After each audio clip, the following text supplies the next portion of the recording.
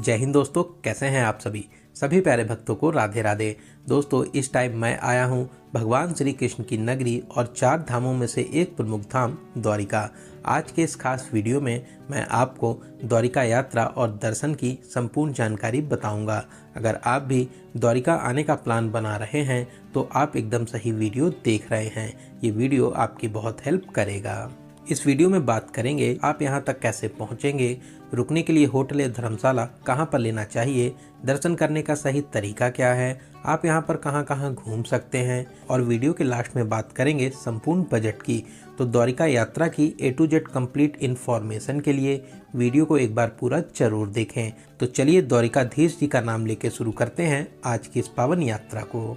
दोस्तों, द्वारिका भारत के 4 प्रमुख धामों में से एक प्रमुख धाम है जो गुजरात के काठियावाड़ क्षेत्र में गोमती नदी और अरब सागर के संगम के किनारे स्थित है। द्वारिका बहुत ही प्राचीन और धार्मिक नगरी है।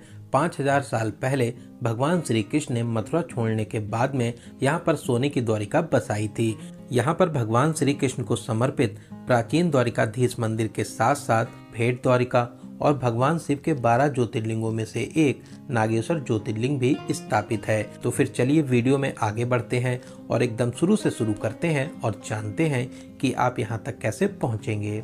दोस्तों, यहाँ पर well connected Dwarka railway station है जो द्वारिकाधीश मंदिर से मात्र 2 किलोमीटर दूरी पर स्थित है।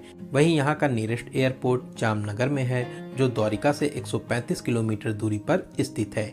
तो चलिए ट्रेन का शानदार सफर पूरा करके अब हम लोग पहुँच चुके हैं द्वारिका, और अब हम लोग बात करते हैं रुकने के लिए होटल या धर्मशाला कहाँ पर लेना चाहिए।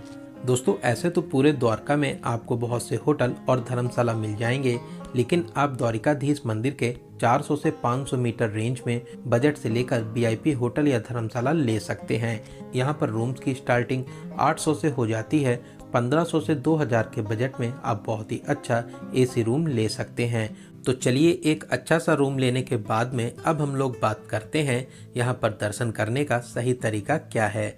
दोस्तों, ऐसी मान्यता है लोग पहले गोमती नदी में स्नान करने के बाद द्वारिकाधीश मंदिर में भगवान श्री कृष्ण के दर्शन करते हैं। मंदिर में प्रवेश करने के 2 प्रमुख द्वार हैं, स्वर्ग द्वार और मोक्ष द्वार। मंदिर में दर्शन करने की टाइमिंग सुबह 6:30 बजे से दोपहर 1 बजे तक है। फिर उसके बाद में शाम को 5 बजे से रात 9:30 बजे तक आप दर्शन कर सकते हैं। दोस्तों, यहाँ पर मुख्य मंदिर के अंदर मोबाइल फ़ोन, कैमरा, बैग, जूता चप्पल ले जाना मना है। यहाँ पर आपको फ्री लॉकर फैसिलिटीज़ मिल जाती हैं। तो चलिए लाइन में लगकर मंदिर में प्रवेश करेंगे। जगत के पालनहार श्री द्वारिकाधीश जी के दर्शन कर जीवन को सफल बनाएंगे। द्वारिकाधीश आपकी सभी मनोकामनाओं को जरूर पूरा करेंगे। दोस्तों, ये विश्व प्रसिद्ध मंदिर 2500 साल पुराना है। इस मूल मंदिर का निर्माण श्री कृष्ण के परपोते वज्रनाभ ने कराया था। इस 5 मंजिला मंदिर की वास्तुकला देखकर आप अचंभित रह जाएंगे। मंदिर के शिखर पर 52 फीट की ध्वजा को दिन में 5 बार बदला जाता है। लोग इस पल को देखने के लिए घंटों तक इंतजार करते हैं।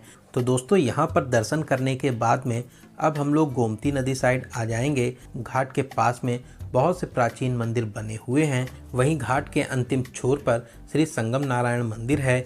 यहीं पर गोमती नदी का अरब सागर में संगम होता है। आप मंदिर में प्रवेश कर दर्शन कर सकते हैं।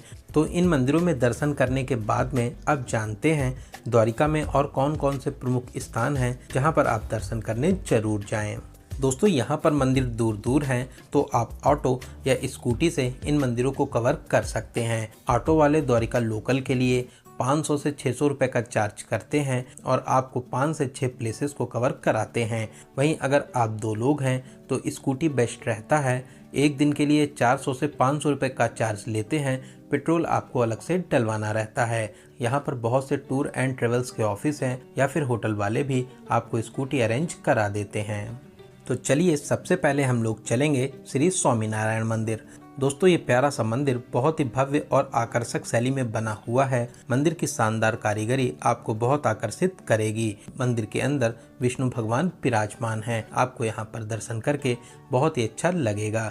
तो यहाँ पर दर्शन करने के बाद में अब हम लोग चलेंगे भड़केश्वर महादेव मंदिर, जो यहाँ से लगभग 1.5 किलोमीटर दूरी पर स्थित है। दोस्तों ये मंदिर बहुत ही दिव्य और अलौकिक है जो अरब सागर के बीचों बीच में स्थापित है। दोस्तों मंदिर को विशाल शिवलिंग के स्वरूप में बनाया गया है। ऐसा माना जाता है यहाँ की शिवलिंग 5000 साल पहले स्वयं प्रकट हुई थी। आपको यहाँ पर दर्शन करके बहुत ही शांति मिलेगी। साथ ही साथ आप मंदिर के किनारे बैठकर अपनी प्यारी प्यारी फोटोशूट भी करा सकते हैं। तो चलिए अब हम लोग चलेंगे सिद्धनाथ महादेव। दोस्तों ये मंदिर द्वारिका के प्राचीन और प्रमुख मंदिरों में से एक है। यहाँ पर प्राचीन बरगद का पेड़ भी है। साथ ही साथ भोलेनाथ सिद्धेश्वर महादेव के रूप में विराजमान है। आप इस प्राचीन मंदिर में प्रवेश कर महादेव जी के दर्शन कर सकते हैं। तो यहाँ पर दर्शन करने के बाद में आप लाइट हाउस भी जा सकते हैं, जहाँ से दूर तक फैले विशाल समुद्र के बहुत ही शानदार नज़ारे देखने को मिलते हैं। तो चलिए दोस्तों अब हम लोग आ चुके हैं सनसेट पॉइंट द्वारिका बीच पर। शाम को यहाँ पर मैक्सिमम लोग घूमने के लिए आते हैं। यहाँ पर आप लहरों के साथ में बहुत ही अच्छे तरीके से मस्ती कर सकते हैं। दोस्तों बहुत ही प्यारा बीच है। लोग यहाँ पर बैठकर सनसेट के शानदार नज़ारों को देखते हैं। तो आप भी शाम को यहाँ पर जरूर आइए। शाम को यहाँ पर घूम के आपको बहुत ही अच्छा लगेगा।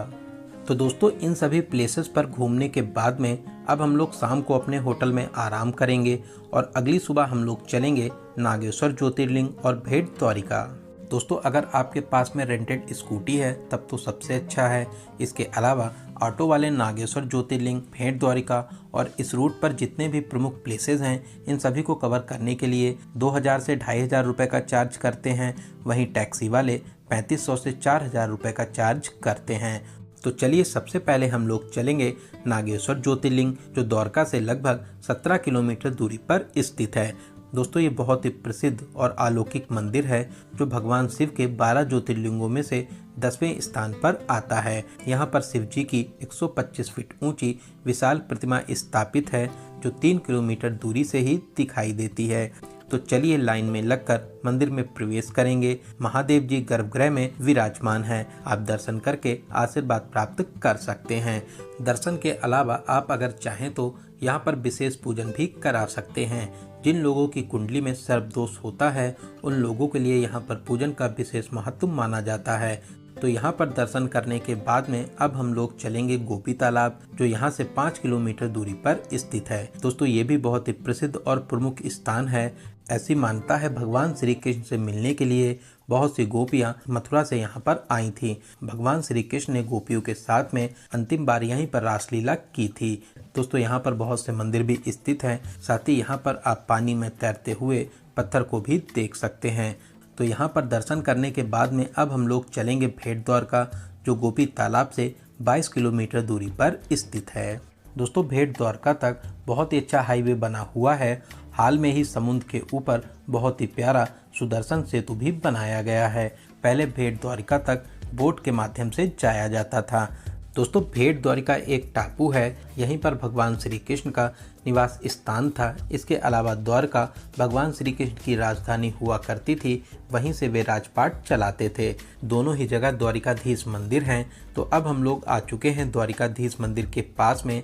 यहाँ पर आपको लॉकर फैसिलिटीज मिल जाएंगी जहाँ पर आप अपना सारा सामान जमा कर सकते हैं। मंदिर में दर्शन की टाइमिंग की बात करें तो सुबह 7 बजे से 1 बजे तक और शाम को 5 बजे से 8 बजे तक आप दर्शन कर सकते हैं। दोस्तों मान्यताओं के अनुसार भगवान श्री कृष्ण अपने बचपन के मित्र सुदामा से यहीं पर मिले थे और सुदामा ने उनको उपहार स्वरूप चावल भेंट किए थे।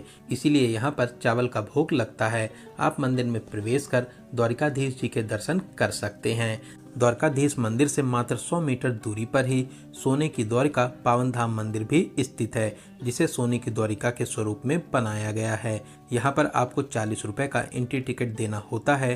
कांच के छोटे छोटे टुकड़ों से बहुत ही शानदार तरीके से प्यारा सा मंदिर बनाया गया है। यहाँ पर भगवान श्री कृष्ण की जीवन लीलाओं को मूर्तियों के माध्यम से बहुत ही अच्छे तरीके से दिखाया गया है। यहाँ की झांकियाँ देखकर आपका दिल खुश हो जाएगा।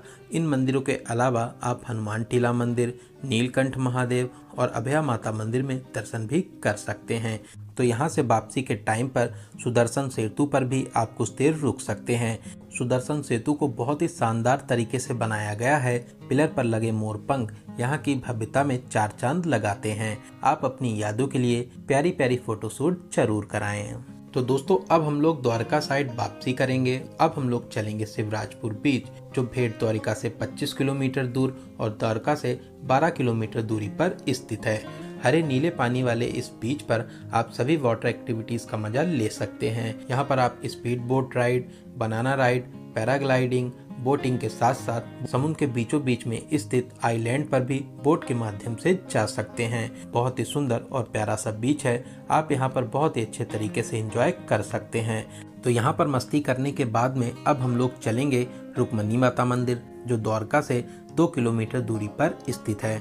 दोस्तों ऐसी मान्यता है, भगवान श्री कृष्ण और माता रुक्मणी ने खुद पानी पीकर प्यास को शांत कर लिया था, लेकिन अपने गुरु दुर्वासा ऋषि से पानी के लिए नहीं पूछा था, जिससे क्रोधित होकर दुर्वासा ऋषि ने दोनों को 12 साल अलग रहने का श्राप दिया था। तभी यहाँ पर जल का दान किया जाता है और दर्शन करने के बाद में आप जल का प्रसाद ग्रहण कर सकते हैं। दोस्तों बहुत ही अलौकिक और दिव्य मंदिर है। यहाँ पर दर्शन करने के बाद ही आपकी द्वारिका यात्रा पूरी मानी जाती है, तो आप यहाँ पर दर्शन करने जरूर आइए। दोस्तों इन मंदिरों में दर्शन करने के बाद में आप इस्कॉन मंदिर और गायत्री माता मंदिर में भी दर्शन कर सकते हैं। इसके अलावा द्वारका में और भी छोटे बड़े मंदिर हैं, आप वहाँ पर भी दर्शन आदि कर सकते हैं। तो चलिए अब बात करते हैं यहाँ पर दर्शन करने का सबसे अच्छा समय कौन सा रहता है। दोस्तों नवंबर से अप्रैल तक सबसे अच्छा समय माना जाता है। इसके अलावा मई और जून में भी आप यहाँ आ सकते हैं। उस टाइम पर यहाँ का टेम्परेचर थोड़ा सा हाई हो जाता है। तो बात करें आपको कितने दिनों का टूर प्लान बनाना चाहिए, तो दोस्तों आप कम से कम 2 डेज़ और 1 नाइट का प्लान जरूर बनाएं। इसके अलावा 3 डेज़ और 2 नाइट का प्लान द्वारिका घूमने के लिए इनफ रहता है। तो चलिए अब बात करते हैं सबसे ज़रूरी क्वेश्चन, बजट की। कितने बजट में आप इस पावन यात्रा को पूरा कर लेंगे। दोस्तों अगर आप 2 लोग हैं और आप 3 डेज़ और 2 नाइट का प्लान बनाते हैं, तो फिर आप मान के चलिए कि 10,000 से 12,000 प्लस ट्रेन टिकट, इतने बजट में इस प्यारी सी यात्रा को पूरा कर लेंगे। तो दोस्तों यहाँ पर मैंने आपको द्वारका यात्रा और दर्शन की हर एक छोटी बड़ी जानकारी को बहुत ही अच्छे और सही से देने की पूरी कोशिश की है। अगर फिर भी आपके कोई क्वेश्चन रह जाते हैं तो आप कमेंट के माध्यम से पूछ सकते हैं। आप इस वीडियो को कहाँ से देख रहे हैं और आपको ये वीडियो कैसा लगा, कमेंट बॉक्स में ज़रूर बताइएगा।